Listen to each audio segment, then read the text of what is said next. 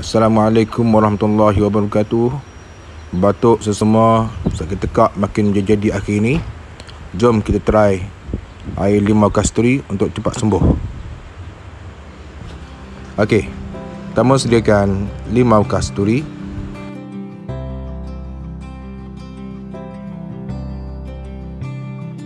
Kedua, sediakan madu asli tualang, pastikan yang original. Yang ketiga, bahan yang ketiga adalah gula. Saya menggunakan gula O sebab dia kalori dia rendah, sesuai untuk orang yang ada kencing manis. Cawan, penapis dan juga sudu plastik.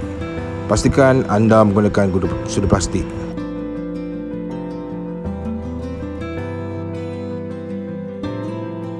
Potong limau kepada dua bahagian. Kali ini saya akan menggunakan untuk secawan air yang agak besar ni, saya gunakan 5 biji buah limau kasturi.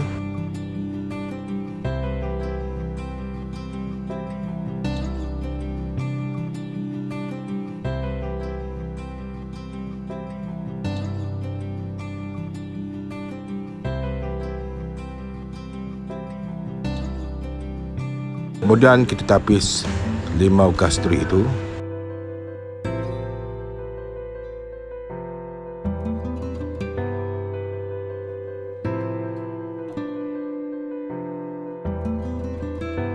Pastikan air yang kita guna itu adalah air yang suam. Yang seterusnya kita akan masukkan gula sebanyak 1 serutih, kacau,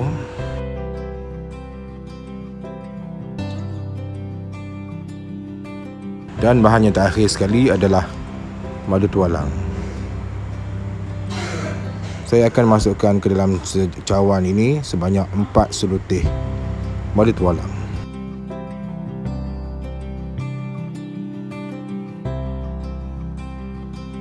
Ingat kita perlu menggunakan sudu plastik ataupun sudu kayu.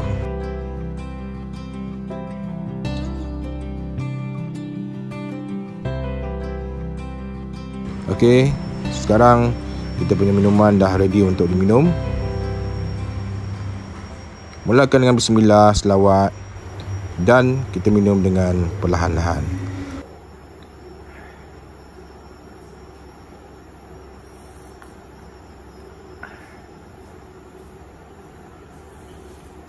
Sehingga kita jumpa lagi, jangan lupa klik butang subscribe, like and share. Dan kita jumpa lagi pada video akan datang. Assalamualaikum warahmatullahi wabarakatuh.